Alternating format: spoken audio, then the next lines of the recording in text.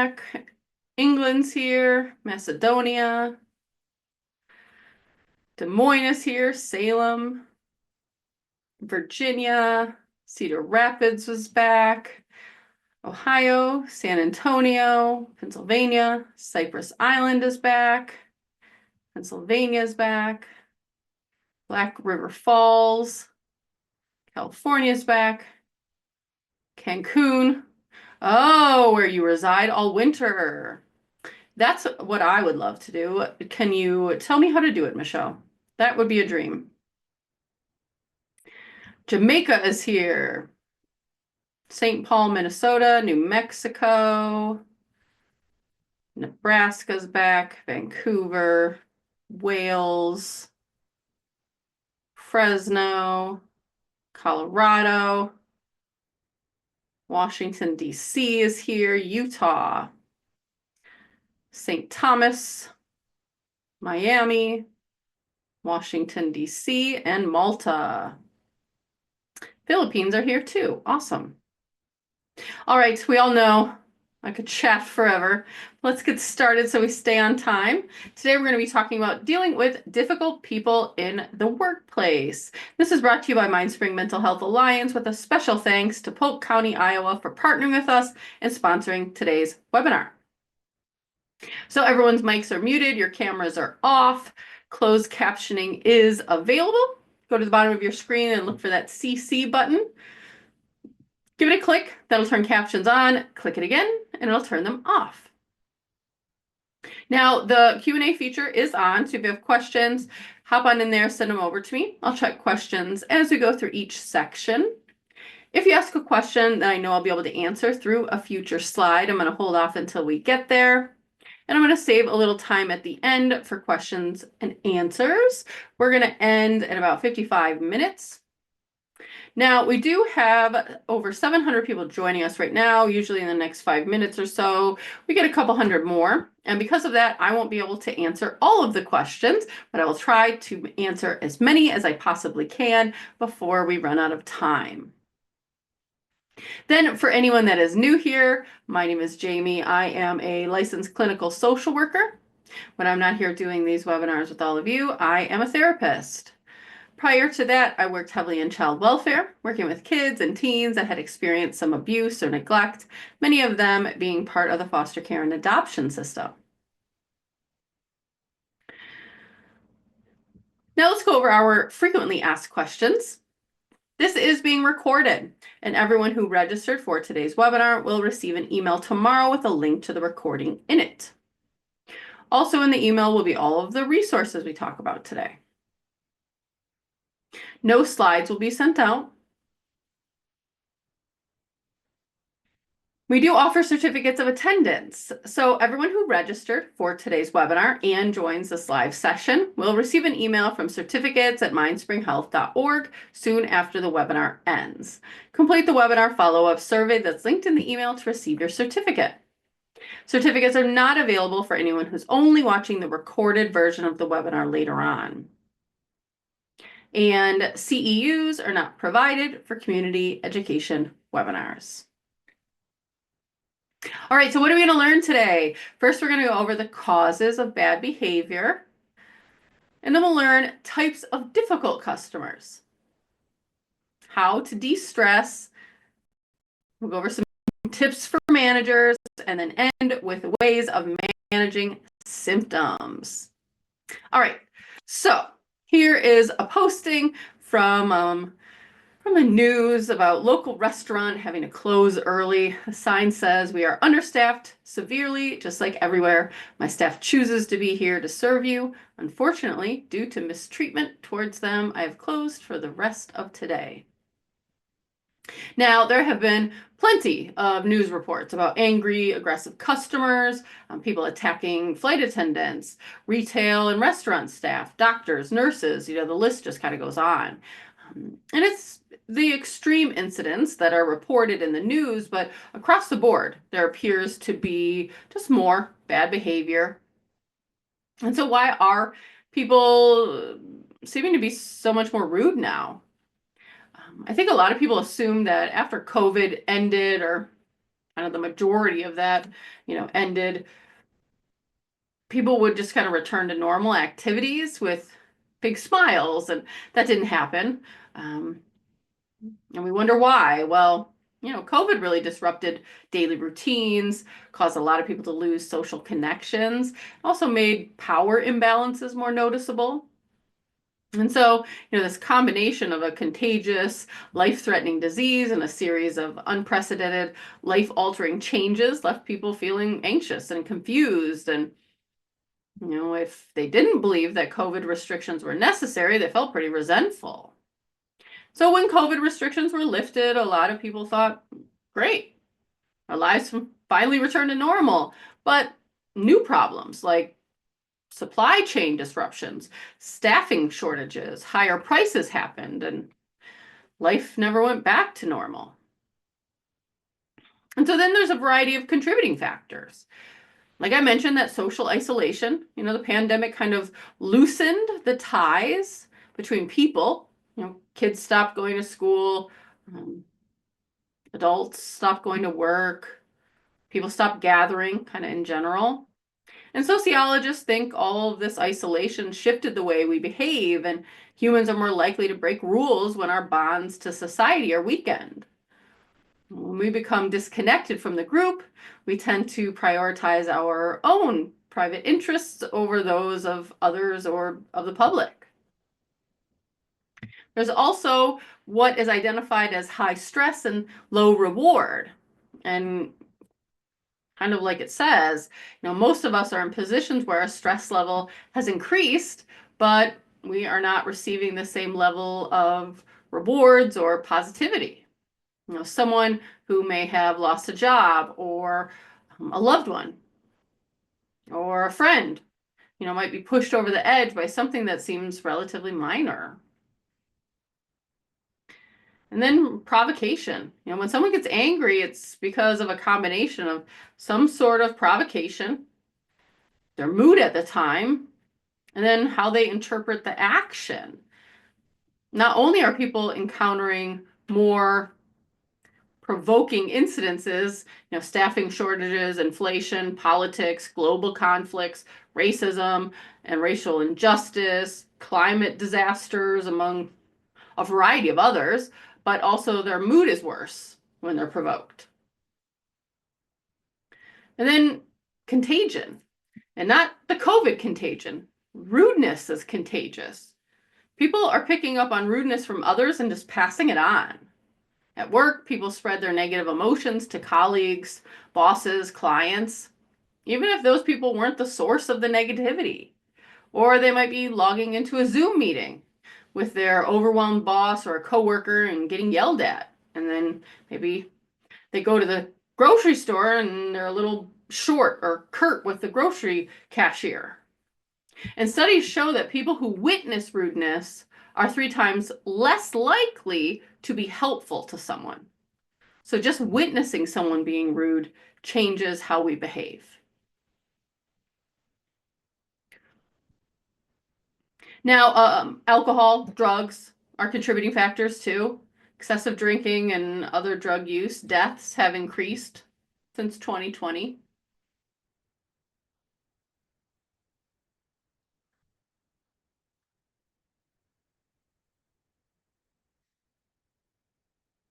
And here are some rates on people that have experienced behavior changes in the past month as a result of stress. Some pretty high rates. 50% for people that aren't parents, 75% that are. Gen Z is at 79, millennials 75. And stress causes behavior changes. Though not everyone is impacted equally, but it's causing behavior changes. There's just a global rise of unhappiness. A lot of people are reporting negative impacts on their mental health, including feelings of anger and sadness, trouble sleeping or eating, and worsening chronic conditions due to worry and stress. There's also rising trends of lifetime and current depression rates. Stress, social isolation, grief, drug and alcohol use also are negatively impacting mental health. So then what's causing it, and what are the different types of these bad behaviors? Before we talk about that, let me just answer some questions from this last section.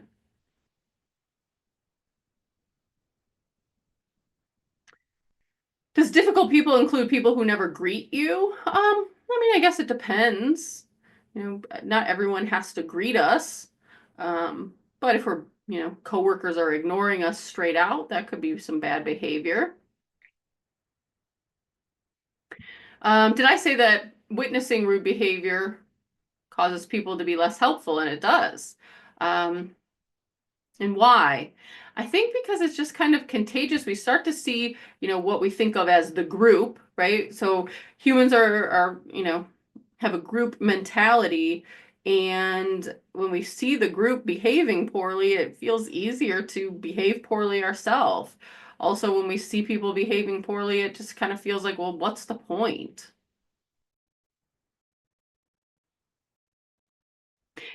Is rudeness contagion inevitable?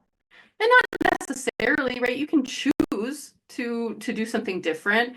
And we'll talk about, different things that we can do to try to kind of cope with this, especially if we're working in a space that we're having to, consistently face people that are rude towards us or difficult.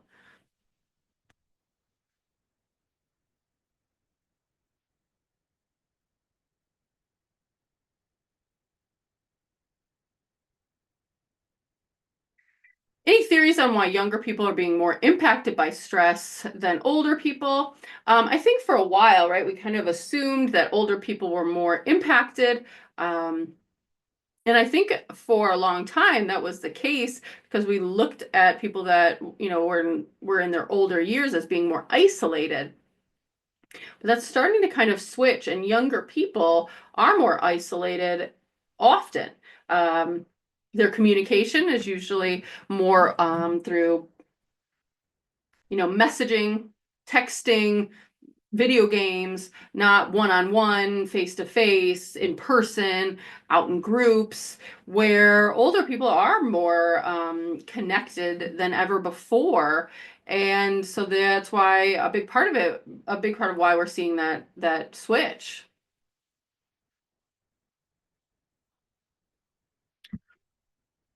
Someone asked if where you're from determines if you're rude or not, and not necessarily. It can be whether other people find you rude or not, or if you find other people rude or not. It's based on culture, right? Different cultures find different things rude.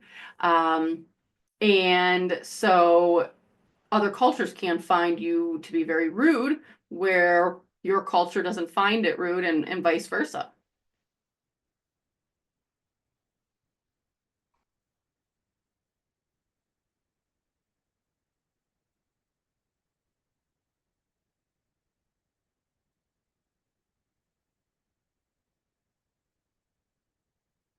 All right, so let's talk about causes and types. We're going to look at kind of the circumstances that are leading to bad behavior. So what can cause customers to be difficult?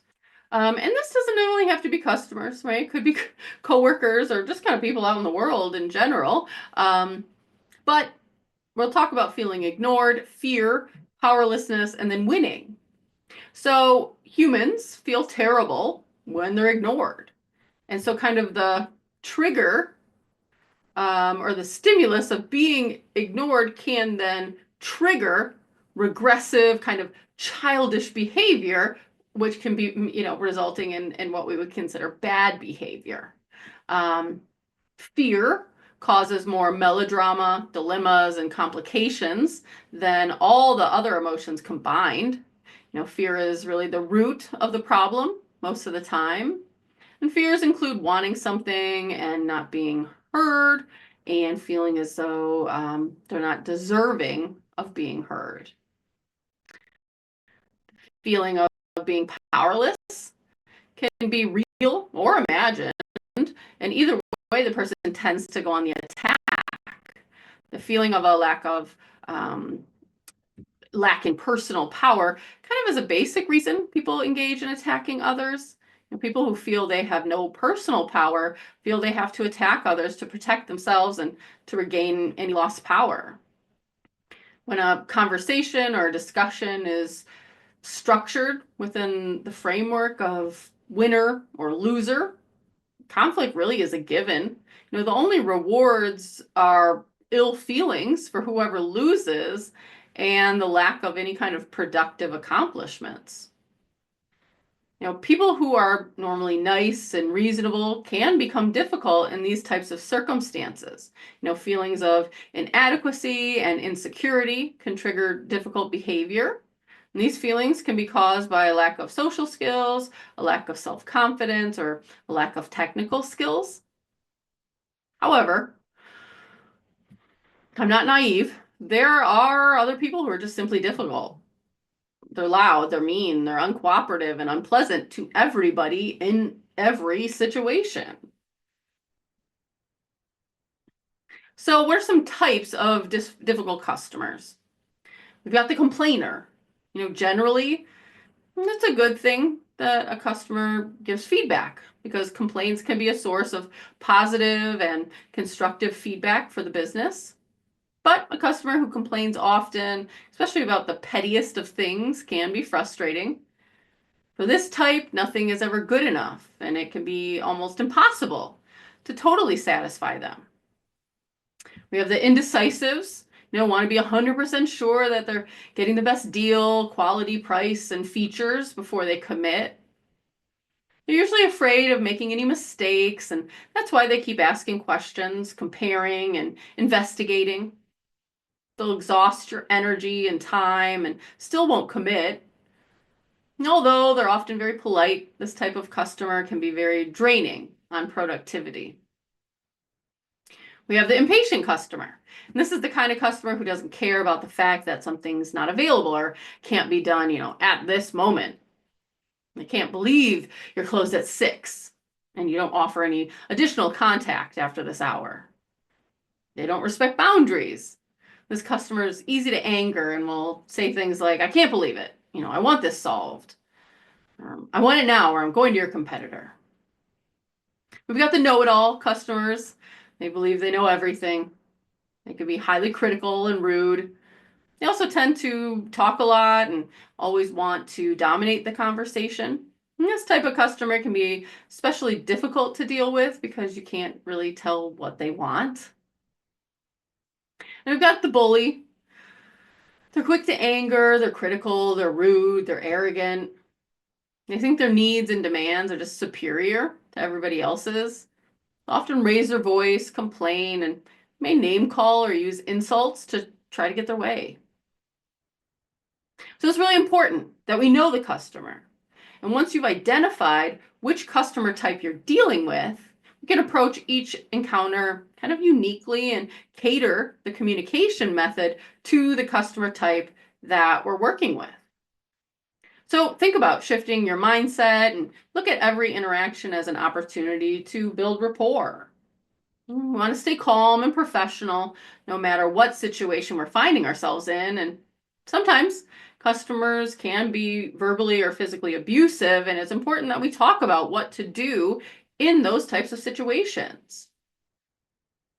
And so most people who have worked in a job that involves dealing with the public have experienced an exchange with an abusive customer at some point. If you're ever faced with such a scenario, maintain your professionalism and try to work towards a resolution. And so there's some things that we can do. First, pay attention to the manner that we're using. Maintain a polite and professional manner during any kind of exchange with a customer. If you're sworn at or your character is attacked, resist the urge to retaliate. That can be hard. You want to speak softly and explain calmly that you're just there to help. Tell them it's going to be more difficult to resolve the issue while tempers are flared, and that you're more likely to be able to address any concerns if any discussion is conducted in a professional way. You show some empathy, tell your abusive customer that you can understand their frustrations and that you'd be upset if you were in their position too. but only if they have a valid complaint. If you feel this is just like a bogus complaint, the empathy is not necessary. Then we want to be honest, be honest about what you can do. If you're unsure about how to deal with the complaint, don't try to just, bluff your way through the situation. That really might just enrage them further. So explain that you're kind of unsure of how to deal with the situation and you're going to go find out from your manager or a colleague what the next steps are. You can refer them to a policy. So if a customer is complaining about an issue that's covered in any kind of contract that you have with them, we can respectfully refer the customer to the clause that supports the position. You can issue a warning if your customer repeatedly is using foul language or threatens you. We can advise them that you're not okay being spoken to in that way.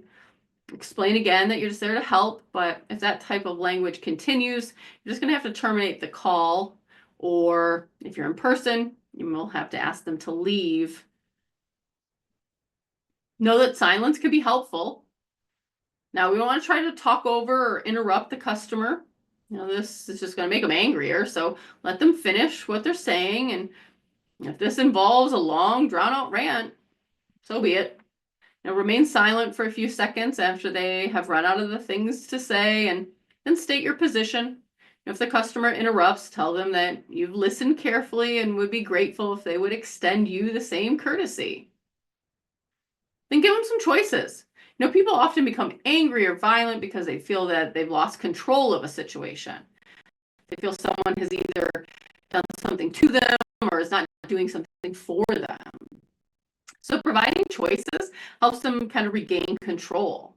So if possible, offer choices like, I can take down your complaint in writing, or would you rather write it down in your own words? Or ask, what is it that you'd like to see happen? Then listen carefully and be prepared to deliver either the solution they want, an acceptable alternative, or to escalate it to a boss for resolution. Now, if it becomes clear that you're just unable to deal with this abusive customer effectively, and sometimes their anger is just simply directed at you, and finding someone else would be good, go get your manager, a colleague who maybe is more experienced at negotiating with angry clients.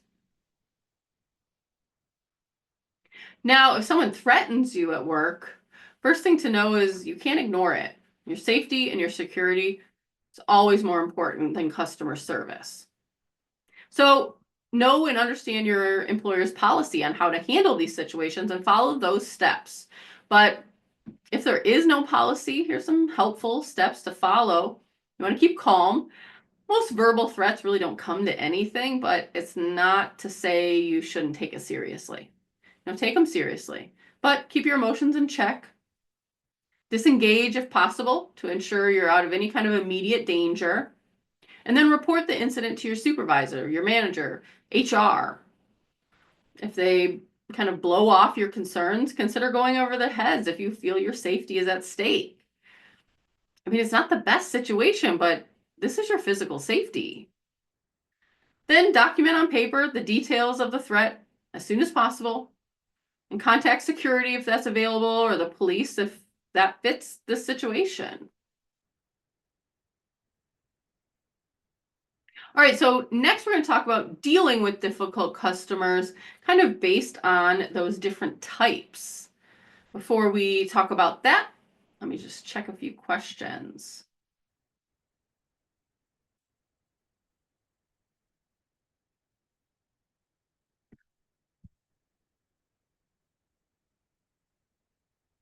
Is there a trick to not letting some of these people's, comments or behavior hurt our feelings?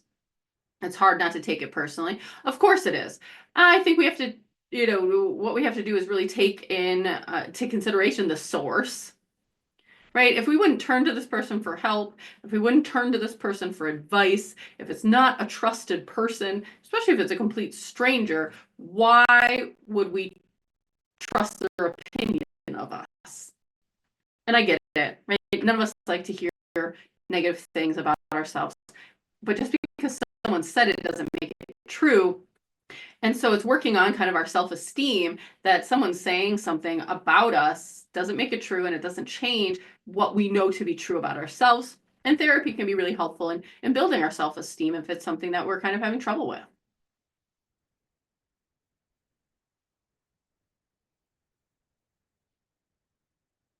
Does seeing people, whether they're on TV or people in power acting badly, cause others to behave badly? And the answer is obviously yes. Unfortunately, I think oftentimes when someone's behaving poorly and they're in a position of power, um, impressionable people will follow along. People that have wanted to behave that way all along now see an opening for that behavior, and it's incredibly unfortunate.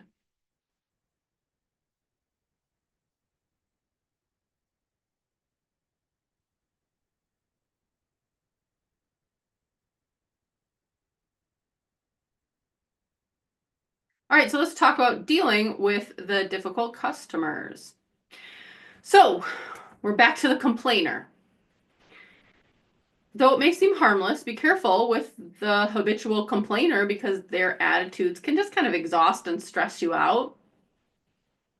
And so it's important to come to accept that you can't satisfy everyone.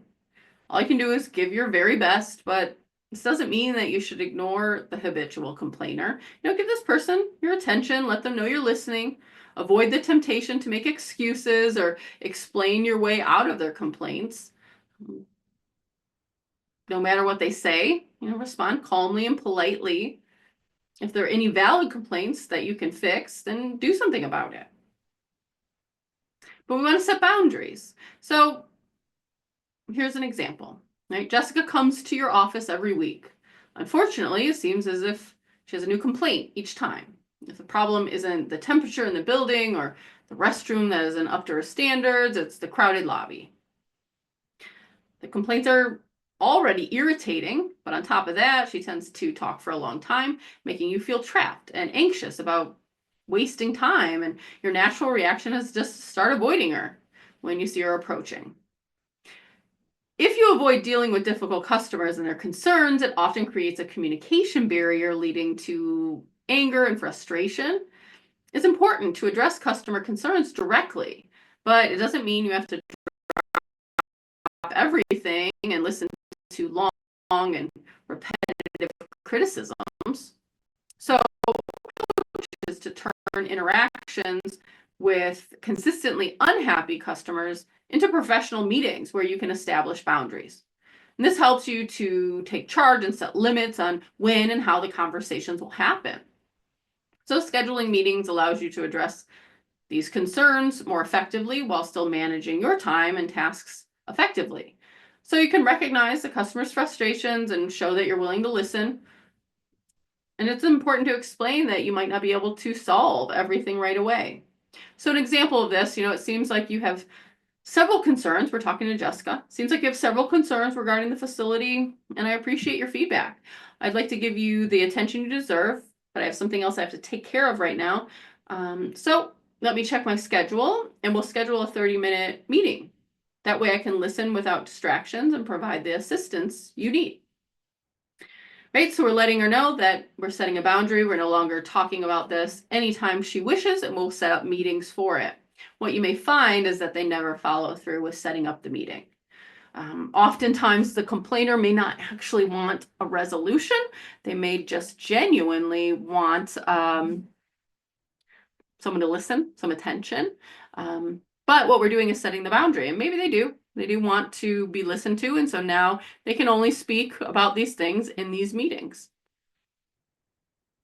Now, what if we've got the indecisive customer? So we want to find that hot button. And when I say that, I mean, what exactly is the person most concerned about? Is it price or quality, quantity, time? And when you know what their hot button is, it's easier to guide them into making the decision.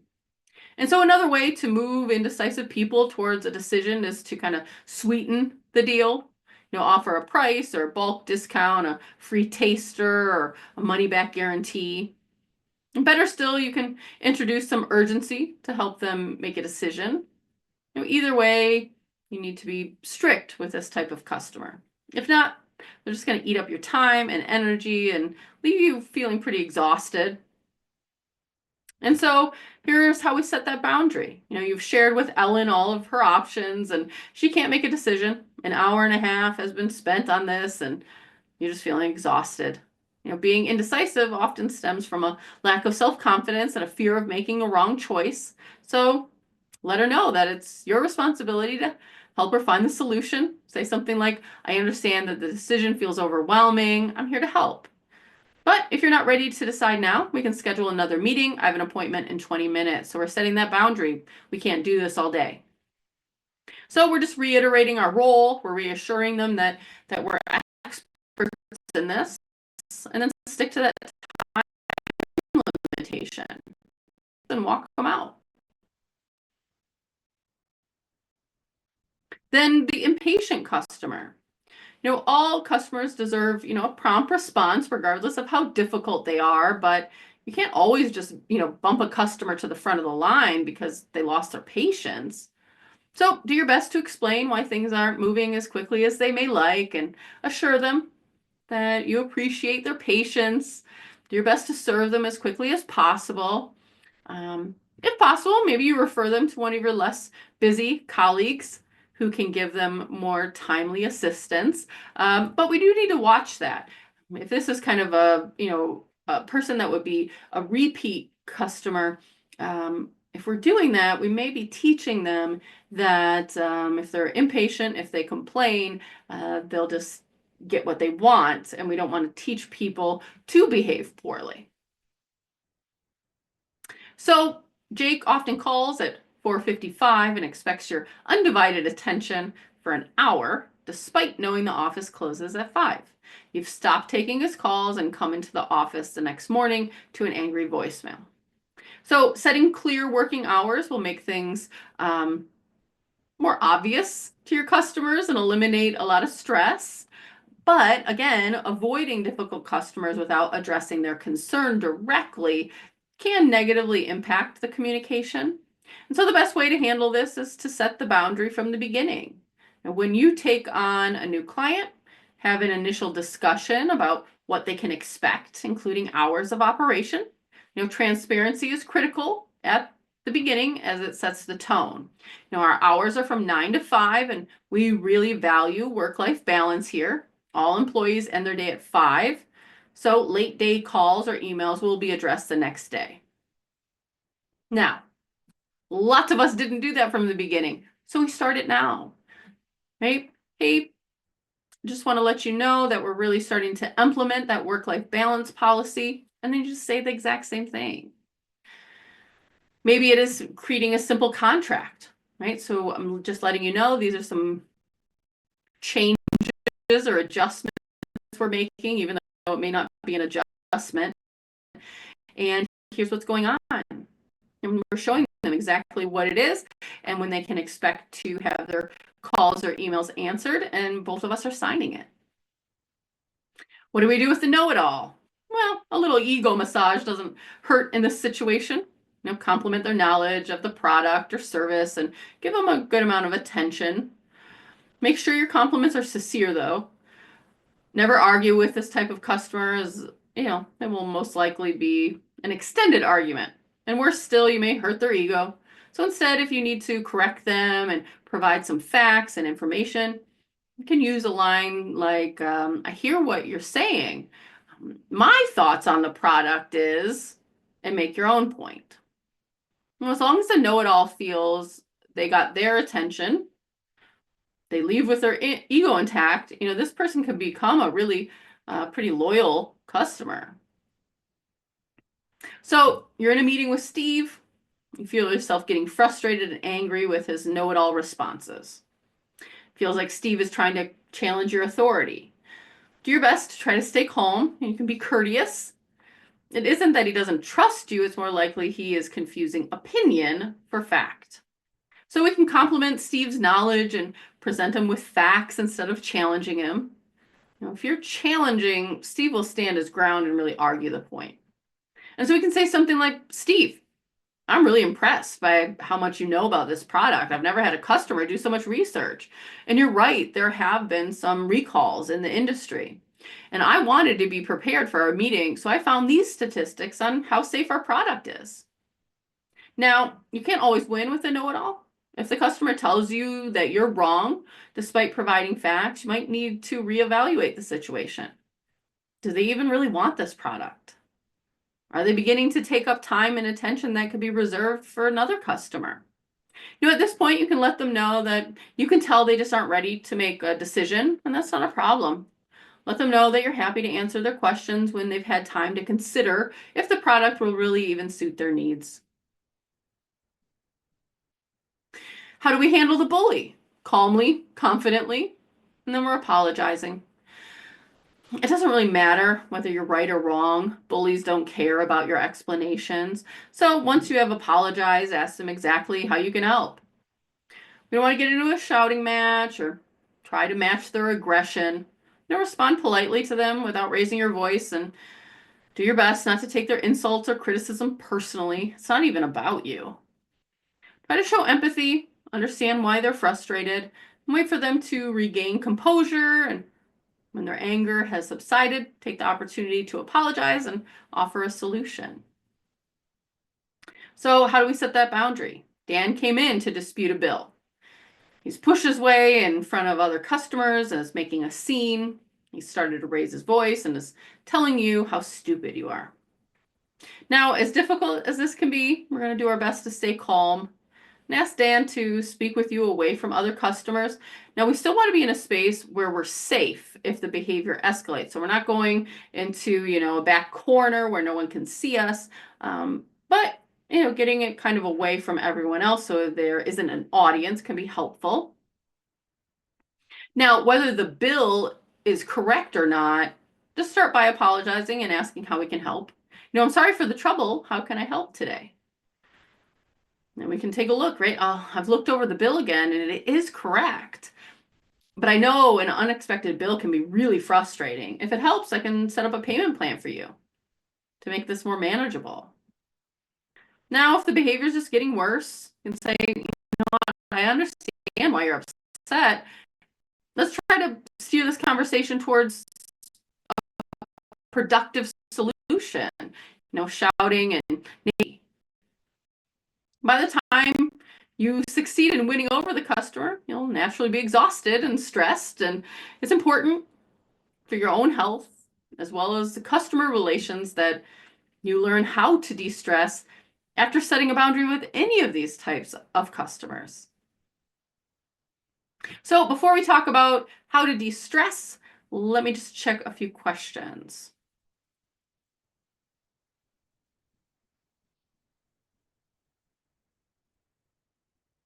So what do we do if the person's not respecting the boundary that we set? Well, then we follow through with a consequence. So when we set boundaries, there's a second piece to it,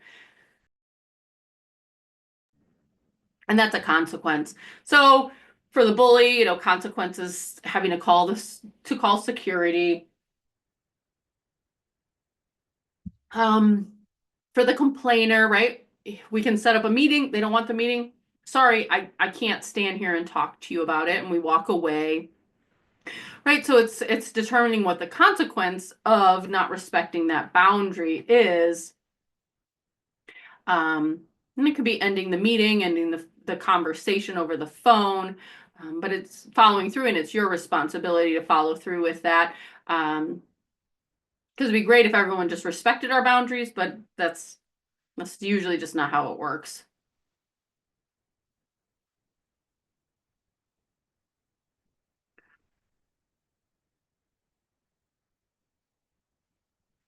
How do we handle an over-friendly customer that is making an employee uncomfortable, right? So, we can set boundaries, but sometimes that can be difficult to do, especially if maybe there is some kind of power dynamic, maybe there's age, size, position, whatever it is, right? And so they're able to advocate for themselves and say, thank you, or my name is Jamie. You can use that. I prefer to just go by my name if they're using, sweetheart, darling, all those things. Or just be, it'll just be a minute and you go and get a colleague, you go and get a supervisor, somebody, and kind of trade out. Okay. It's great. Setting boundaries are wonderful. Sometimes we don't feel safe in doing so, and that's when we go in and we ask for some support from the people we're working with.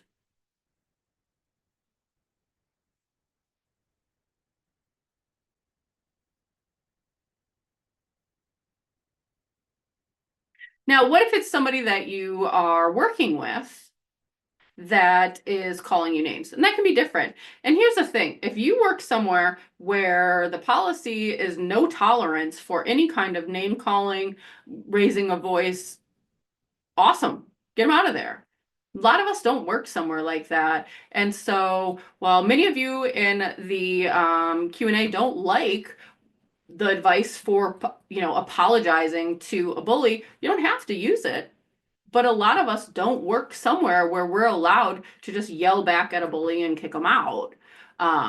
If you work somewhere that does have a policy, a no tolerance policy for that behavior, that's awesome. Because you're right, we don't deserve to be spoken to that way in any kind of situation. And so, especially if it's a coworker, my hope would be that there would be a zero tolerance policy for this. And setting those boundaries of like, hey, I'm not okay with being called names, or I can't participate in a conversation where you're raising your voice, or just simply walking away and heading over to HR and explaining what's going on. And of course, it's going to depend on maybe what the relationship is like with this person. Do you have a close relationship and they're behaving out of character? Maybe it is finding out what's going on for them.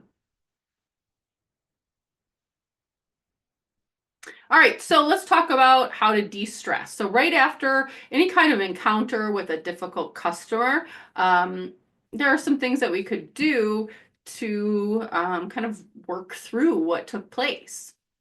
So get that fresh air, relaxing and relieving stress always starts with breathing. So if you can get outside and get some fresh air for a few moments, do so. Sometimes it's not always an option. So if you can't, maybe sit at your desk and close your eyes, go to the break room. If you find if you've got a cubicle or your shared space, maybe it's a stairwell where you can be alone. But just getting a space where you can take some deep breaths and kind of reorient yourself. You'll find that this is pretty helpful, sometimes more helpful than we even realize, to just get oxygenated. Oftentimes, if we're stressed, we are breathing more rapidly and it's pretty shallow, and so we're not oxygenating our brain enough. And so now you're kind of coming down from that adrenaline and from the encounter, and so we want to increase our breathing. Relieve that tension. Stress is going to gather at various parts of your body. We each have different areas. The more common areas, things like shoulders and neck, maybe mid-back, lower back. Find out where your area is, where you kind of carry your tension and stress, and start alleviating it, whether it's like a little mini massage, or you've got your massage gun with you, or stretching. We want to try to just kind of relieve the tension in those spaces, because the stress in those spaces can kind of start to migrate and make us ache all over. Talk about it. Talk with a coworker, with your manager, with HR, with a therapist. Find somebody that you can talk to about what's gone on so you can work on de-stressing together, and get it out so you're not holding it all in. And make sure you're taking a break. Get a snack, grab some water, read, do something that just relaxes you, not think about work. Maybe just leave a little early that day.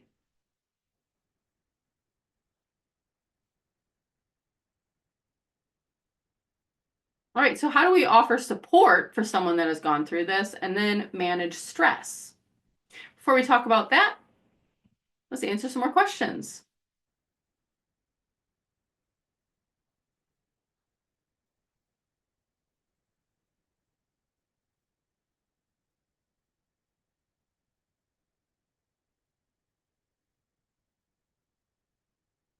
So someone shared that a coworker got upset with them, complained to the boss, and now gives the person dirty looks. Is it best to just ignore it? You can ignore it. I guess it would depend on, the situation, if it's been talked about, if it's been, attempts to resolve it, how long have these dirty looks been going on? Suppose you could go to the boss. You can always try to go to the coworker too and try to work it out. Maybe the three of you come together. Maybe get HR to kind of mediate for you. I think there's a lot of options, but it doesn't have to be that we just sit back and take it. Especially if we want, things to be more comfortable. And it can be that we're going to put a little effort in to try to improve, the relationship between us. Someone pointed out that they had an abusive boss, tried everything, and had to quit. Unfortunately, sometimes that is a reality. Right? There's supposed to be things in place that help us with these and laws and all of these things, and sometimes it isn't the reality, and leaving is the option, and it's unfortunate, right? And I recognize that, and I get that the things that we're talking about in a lot of situations are great, but it's not the fix in everything. And unfortunately, sometimes even though we are not the problem, we're the ones who have to walk away. Someone shared that they feel guilty or selfish for taking breaks. Is there another way to reduce stress? We listed quite a few options, but breaks are essential, and that's also why they're part of the law for working, because it's needed. It's not healthy to not take breaks. That is, it's the law that we are required to be given breaks when we work. And so that's kind of, part of the agreement when we take a job, right? It's basically the job says, all right, if you do this, this, and this, I'm going to give you this. And kind of in return, right, we say, okay, I'll do this if I get this, right? The money, the breaks, time off, insurance, whatever those things are. And so we need breaks. We have to have breaks. And so it's working kind of through why you feel guilty or selfish for taking what was part of the agreement. They know the breaks are part of the agreement. And so, right, they're not feeling guilty or selfish for asking you to do your work. So it's working through not feeling guilty or selfish for, taking what is given to you as, in return for the work you do.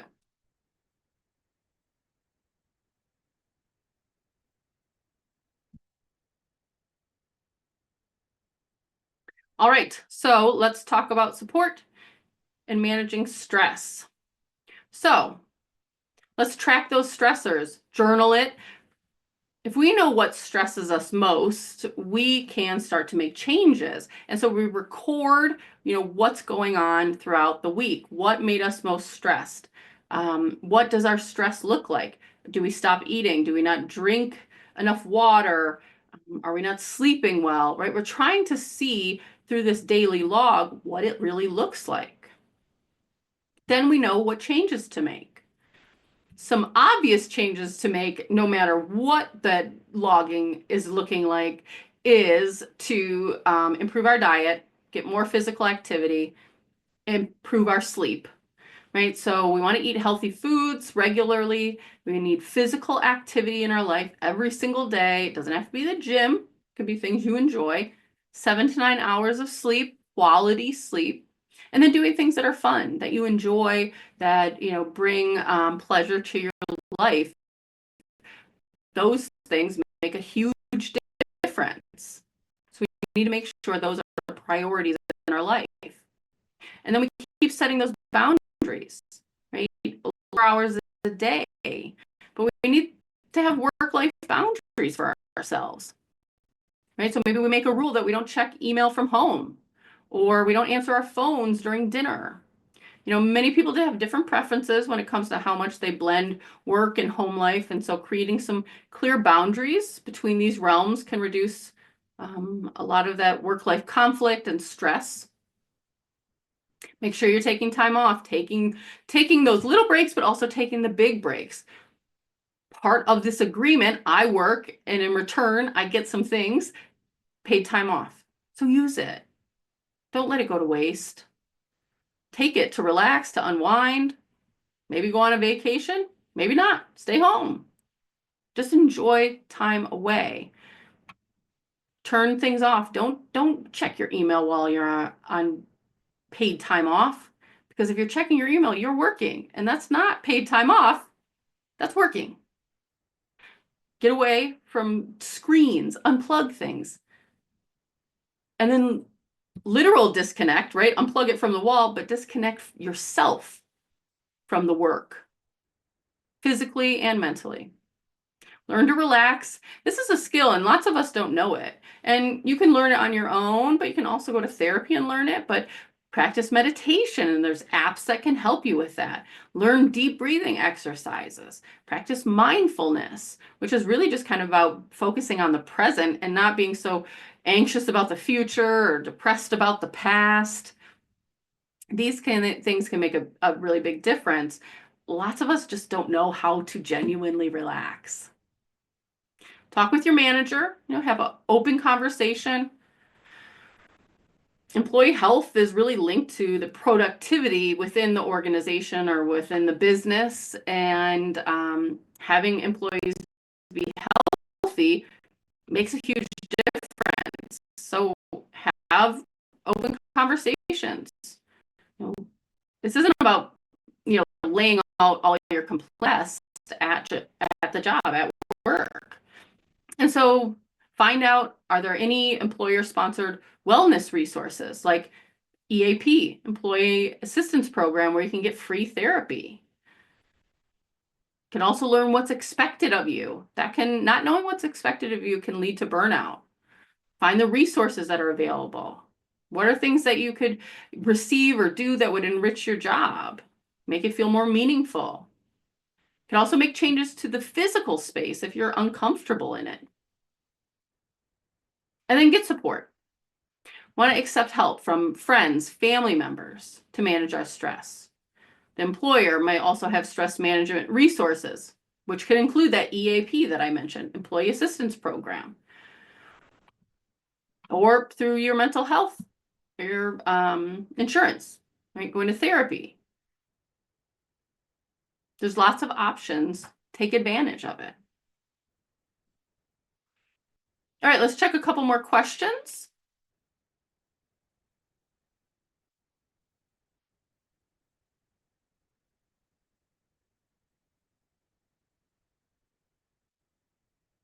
So we want to take better care of ourselves. How we can't, we don't keep up with it. Start small, very small, right? I listed a bunch of things, pick one. So let's say you pick more sleep, better sleep. Okay, well, you can't just, all right, now I'm going to go to sleep 5 hours earlier than I normally do. That's not going to work. We pick one little thing. All right, every night before bed, I'm going to wash my face.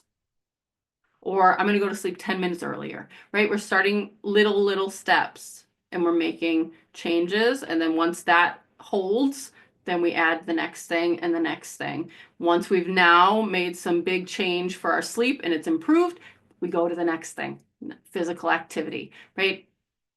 Slow until it kind of snowballs in the right direction. You'll feel when it's no longer hard to keep up with it.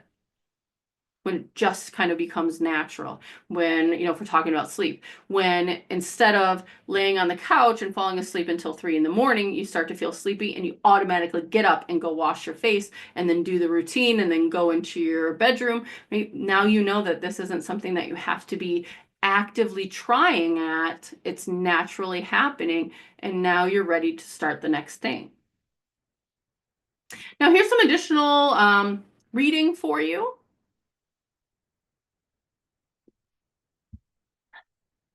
And we'll make sure you get all this info in the email we send out tomorrow. Same with our crisis resources. So if you or someone you know are in crisis, these are different numbers you can contact. There's someone there waiting to talk with you or message with you, hear what it is that you're going through, listen, provide support, share resources. And so you'll have all this in that email we send out tomorrow as well. And here are upcoming webinars. Last one for the week, tomorrow, Understanding Agoraphobia. We'll put the link to register for our webinars in the email we send out tomorrow.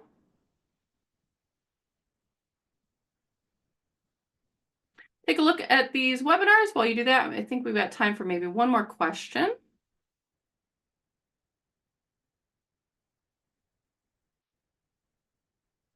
Okay, so if I'm self-employed, there's no one to enforce breaks or PTO laws. How do I be a good boss to myself and make sure I'm doing these things to take care of myself? And that's hard, but you have to do it. And it's really about recognizing that if you don't take care of yourself, no one else is going to. And there will come a day where your body says, all right, if you're not going to take care of yourself, I'm going to force you. And either mentally or physically, our health declines to a point where either we're stuck in bed or we're stuck in a hospital bed.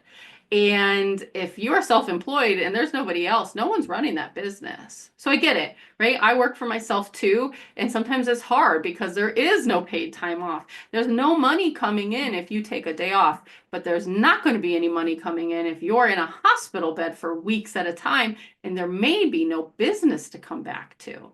And so it's just really recognizing that we have to do these things to take care of ourselves, to be at our best, so we're not to the point where we're at kind of our worst health-wise. I get that it's hard. And so you can start small, right? If you are not used to taking breaks and time off and all of that, start little and build up to it. If you need any more resources, head on over to our website, mindspringhealth.org. Find us on Facebook, TikTok, and Instagram at MindSpring Info, or on LinkedIn at MindSpring Mental Health Alliance. You can also send us an email at info@mindspringhealth.org. This has been recorded, and everyone who registered for today's webinar will receive an email tomorrow with a link to the recording in it. Also in that email will be all of these resources we talked about today. No slides will be sent out, and CEUs are not provided for community education webinars, but we do provide certificates of attendance once you've completed your post-webinar survey. My goal is that everyone leaves here feeling like they learned something, and this survey lets me know if we reach that goal. The organizations that support our webinars want to know how their donations are used and what communities participate. The data is randomized, it's confidential, and no one's demographic information is shared.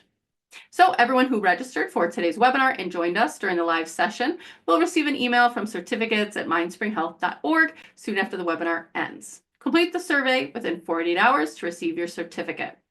And even if you don't want a certificate of attendance, we'd love for you to complete the survey. Your participation helps us to continue to offer free webinars. Thanks for joining me today twice, and I'll see you tomorrow. Bye.